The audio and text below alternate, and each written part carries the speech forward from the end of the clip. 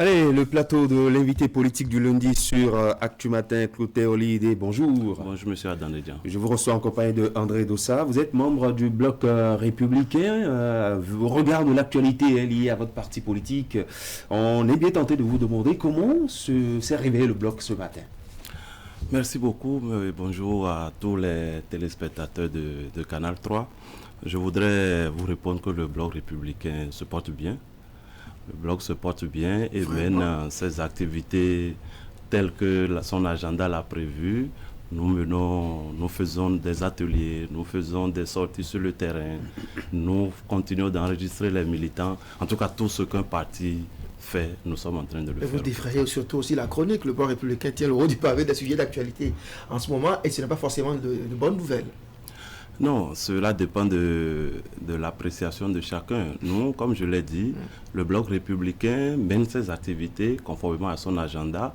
Je vous rappelle que le 5 juin dernier, nous étions en atelier à Dassa, au niveau du bloc républicain, pour d'une part faire le point de notre participation à la dernière élection présidentielle, où nous nous sommes réjouis de ce que notre duo de candidats l'a emporté haut la main grâce à notre implication.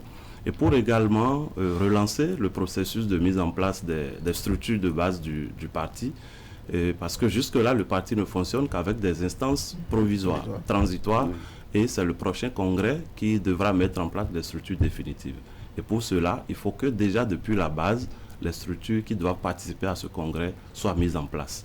Donc ce processus a été lancé en janvier, puis suspendu le 5 mars en raison de la proximité de la présidentielle pour permettre au parti de se concentrer sur cette activité. Donc, au lendemain de la présidentielle, nous sommes revus à Dassa pour faire le point de l'évolution dans chaque commune et décider de la relance du processus. Ce qui est fait depuis vendredi dernier, le processus est relancé et doit se poursuivre jusqu'au 26 octobre prochain. Donc voilà au niveau national. À la base également, les structures communales et les structures départementales font également leurs activités. Le département du Koufo, par exemple, il y a quelques jours, a fait la restitution de l'atelier de Dassa. Beaucoup d'autres activités se font. Donc, globalement, le bloc se porte très bien. Le caractère provisoire des organes du parti explique-t-il la débandade qu'on observe en ce moment? Il y a quand même beaucoup de départs. Voilà. Je voudrais vous rappeler que le bloc républicain est un des partis qui ont été formés au lendemain de la mise en place des tests régissant, consacrant la réforme du système partisan. Et vous savez que cette réforme n'est intervenue que depuis à peine 3 ans. C'est-à-dire que les principaux tests qui consacrent cette réforme datent de 2018-2019. Et donc les partis qui en sont issus sont très jeunes. Le bloc républicain a été porté sur les fonds baptismaux le 8 décembre 2018, donc à peine 2 ans et demi. Et vous devez comprendre que ce processus de mise en place de la réforme n'est pas encore abouti. Et vous savez aussi que cette réforme vise à mettre en place, à créer désormais, à forger des militants de type nouveau dans les partis politiques. Ce qui n'est pas encore acquis. Donc, c'est le temps qui nous permettra de nous assurer que tout le monde a intégré la nouvelle donne. Donc, il ne faut pas se surprendre que certains continuent d'évoluer dans la réforme actuelle avec les réflexes du passé de ces 2 dernières décennies dans notre pays. Et donc, c'est petit à petit, et chacun à son rythme, va finalement se stabiliser. Nous sommes certains que nous allons y arriver. Donc, de ce point de vue, oui, le BR n'échappe pas à cette dynamique. Le BR qui subit cette situation, il y a beaucoup d'autres partis qui sont jeunes, tout aussi jeunes que vous, mais chez qui on ne note pas cette instabilité. Oui, évidemment, parce que si vous le dites ainsi, c'est parce que justement, lorsque vous voyez les démissions qui sont annoncées au BR, c'est des démissions qui sont accompagnées de beaucoup de tapage, qui sont accompagnées de beaucoup de communication.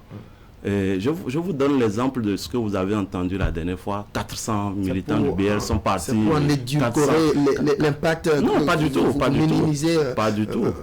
Pas du tout. Je ne dis pas que le départ de ces personnes n'est pas regrettable. Mais je dis que vous constatez que ces départs sont accompagnés d'un bruyant tapage médiatique. Donc, et l'autre chose, vous constaterez aussi que la plupart des personnes qui démissionnent sont proches d'un ancien responsable du BR qui a été sanctionné par le parti pour des fautes et qui finalement a démissionné. Je vous passe. Chacun sait. Justement, vous voyez, c'est normal. Et au niveau de la presse, vous dites souvent quelque chose. Un train qui arrive à l'heure n'intéresse personne. C'est lorsque le train arrive en retard à la gare qu'il y a événement. Donc, on veut créer l'événement. Mais nous n'allons quand même pas, un parti de l'envergure du BR ne va pas rentrer dans ces petits jeux-là. Nous, on se préoccupe de l'essentiel. Je vous ai dit tantôt, on a annoncé plus de 400 membres fondateurs du parti qui ont démissionné. Mais nous avons vérifié dans notre base de données, dans tous ces 400, il n'y a que 58 qui sont membres fondateurs réellement dans la base de données. Donc, les chiffres qui sont avancés ne sont pas forcément vrais. Et lorsque vous mettez ces par de statistiques... 58 militants, je dis même c'est quand même pas... Je vous répète que l'idée n'est pas... nous ne sommes pas en train de minimiser ces militants-là. Mais dites-moi, lorsque vous êtes militant d'un parti, et que pour des raisons ou d'autres, vous décidez de vous en aller, de démissionner, vous voulez que le parti se mette à pleurer sur le lait renversé? Non, mais on avance. Et je vous dis, à côté de ces chiffres de 58, mettez un peu d'autres chiffres, les chiffres de ceux qui entrent. Je vous ai dit que de janvier à mars, nous avons lancé le processus de mise en place des structures. Et dans ce processus, il y a le recrutement de nouveaux adhérents. Donc, entre fin janvier et le 5 mars, où le processus a été suspendu, le parti a enregistré pas moins de 500 000 nouveaux adhérents. Je dis 500 000 nouveaux adhérents. Je vous fais grâce de ceux qui étaient dans la base de données avant. Je vous fais grâce de ceux qui, entre-temps, entre la présidentielle et aujourd'hui, ont fait leur adhésion. Et puis bientôt, le processus, je vous dis, qui vient d'être lancé. Donc, quand vous mettez ces chiffres-là à côté des autres et que vous voyez la dynamique, vous comprenez qu'elle est largement positive et le parti travaille au quotidien à le renforcer. On ne va pas minimiser ceux qui sont partis. Un militant qui quitte un parti politique, c'est quand même un poids qui s'en va aussi. Je voulais dire, mais je ne voulais pas. Quelles sont les raisons qui sont bien souvent évoquées par ceux-là qui partent? Merci beaucoup. En fait, c'est que si nous avions des raisons valables, je pourrais opiner sur la question. Mais lorsque je lis certaines lettres de démission, j'avoue que je n'ai pas tout lu. Lorsque je lis certaines lettres de démission, je me rends compte que les phrases qui reviennent, c'est gestion clanique, c'est mauvaise gestion. Et vous savez tous comme moi que c'est des thèmes génériques. On peut y mettre tout ce qu'on veut, on peut y mettre tout et n'importe quoi. Donc, si moi j'ai des éléments précis sur lesquels je peux me prononcer, pourquoi pas. Mais lorsqu'on me parle de gestion clanique, cette gestion ceci, pour un parti qui a à peine 2 ans et demi d'âge, qui n'a même pas encore installé... C'est quand même pas compliqué, pas difficile à comprendre. Attention, je viens. Qui n'a même pas encore installé ces structures. Ça, il faut le retenir parce que, je vous ai dit, en dehors du bureau politique et du bureau exécutif du parti, qui ont été mis en place et validés et dont les membres ont été élus au Congrès constitutif à Parakou, aucune autre structure n'est encore mise en place de façon légitime, formelle, même à la base.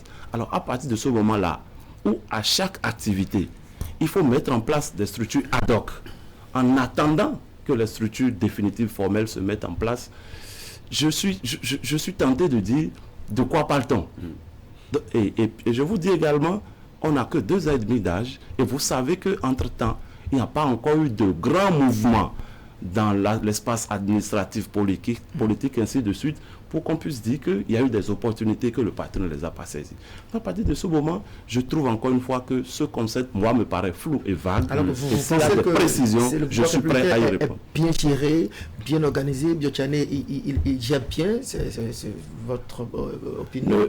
Moi, je ne réduis pas le parti Bloc républicain à Biotchané. C'est ça. Il en est le premier responsable. Évidemment, il faut bien un premier responsable à la tête d'une structure. Mais quel est l'objectif aujourd'hui de la réforme du système partisan? Entre autres, il y a l'un des objectifs de la réforme, c'est de départir, c'est d'isoler les partis des individus. C'est-à-dire qu'on veut faire en sorte que les groupes soient forts et que les individus aient leur ego drastiquement réduit. À partir de ce moment-là, ce qu'il faut regarder, c'est le parti. Ce qu'il faut privilégier, c'est la fidélité au parti et à ses idéaux, et non pas à un homme.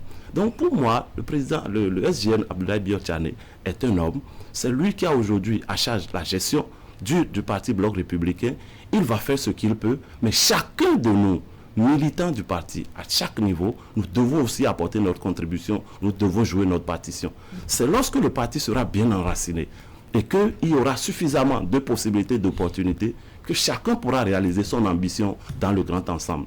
Mais si déjà dès le début, alors que rien n'est encore pratiquement construit, il n'y a encore rien de définitif, on commence par s'en prendre à X ou à Y, qu'est-ce qui vous prouve que si demain, ce n'est plus X ou Y qui est à la tête du parti, les choses vont se passer autrement. Donc je trouve que nous sommes dans une crise de croissance démocratique militante. Les partis sont à l'épreuve des tests de la réforme du système partisan. Les militants sont à l'épreuve de ces tests et du contexte que nous traversons. Et il faut savoir raison garder et rester serein.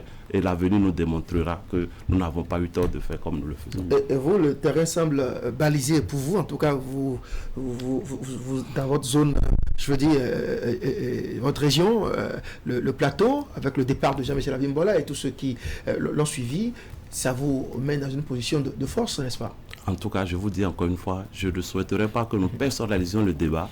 Clotaire Olydé n'est qu'un membre du Bloc républicain. Le Bloc républicain a des militants qui le représentent dans le plateau et vous en faites partie. Nous avons des militants partout. Je vous rappelle que le samedi 22, je crois, la veille de l'investiture du chef de l'État pour son second mandat, la section Bloc républicain de Kobe a fait une sortie pour réaffirmer son appartenance au parti. Il y a quelques jours, tous les conseillers communaux de la vallée de la 20e circonscription sont réunis autour du député Akoma pour faire de même. Ainsi de suite. Ça veut dire quoi? Ça veut dire que certaines personnes ont déjà compris l'enjeu et travaillent à construire et à s'enraciner dans le parti. À partir de ce moment-là, eh bien, chacun, avec le temps, récoltera les fruits de son travail, de son militantisme. Donc si X part, que Y vient, ainsi de suite, pour moi, c'est des détails. Clotaire Olydé, c'est un détail dans le BR. Je dis, on a aujourd'hui dépassé largement le million de militants. Et si on doit tenir compte de ce que chacun est en train de faire, on ne s'en sortira pas. Donc, nous, au BR, à Kobe, personnellement, nous continuons de travailler dans le parti et on n'est pas prêt d'arrêter. Des urnes ne vous donnent pas 1 million de militants. Sinon, ils étaient où les militants? Non, il ne faut pas confondre les militants et les électeurs. C'est pas tous les militants qui sont allés aux urnes, c'est évident. J'espère que vous l'avez suivi en France la dernière fois. Allez demander aux militants de Marine Le Pen pourquoi ils ne sont pas sortis pour voter. Donc, il faut savoir contextualiser les choses et rester dans de justes proportions. Dans tous les cas, je vous dis, le parti Bloc républicain, il est très serein. Il continue de se construire. Nous sommes convaincus que nous avons un avenir prometteur. Toute la dynamique en cours nous le prouve et nous n'allons pas perdre le temps à répondre à des manipulations. Nous allons plutôt continuer le travail que nous faisons. Quel est l'agenda du parti? Parce que la plupart des partis politiques annoncent l'organisation de leur congrès, la mise en place des instances pour bientôt. Le bientôt attend de devenir quelque chose de définitif. Finalement, quand est-ce que ce congrès aura lieu? Voilà, merci beaucoup. Je vous avais dit tantôt que depuis janvier, le processus de mise en place des structures de base avait été lancé. Et malheureusement, il a été suspendu pour les raisons dont j'ai parlé, l'élection présidentielle.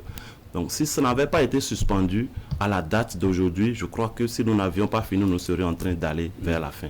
Puisque c'est ce processus-là qui conditionne la tenue du congrès. Et là, maintenant, le processus vient d'être lancé le 2 dernier.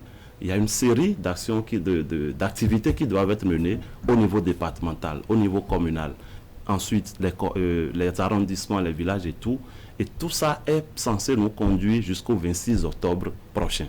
Alors, si au 26 octobre, toutes les structures de base sont installées jusqu'au niveau département, il n'y aura plus aucun obstacle à ce que le congrès soit convoqué. Donc, si tout va bien, selon les dernières informations, c'est qu'avant la fin de cette année 2021, en tout cas, le Bloc républicain ira à son premier congrès ordinaire où il va mettre en place... Vous avez choisi la date anniversaire de décembre? Sait-on jamais. Je ne peux pas encore le dire. Lorsque la décision sera prise, vous serez certainement informé. D'accord. Merci, André, c'est bon? Oui, ça peut aller. D'accord, merci beaucoup. C'est moi qui vous remercie. Merci beaucoup, merci d'être passé en plateau pour nous apporter quelques informations sur l'actualité au sein du Bloc républicain. Très bonne journée du lundi. Mesdames et messieurs, les sports avec Akime Ousseni juste après. Nous aurons notre revue de presse.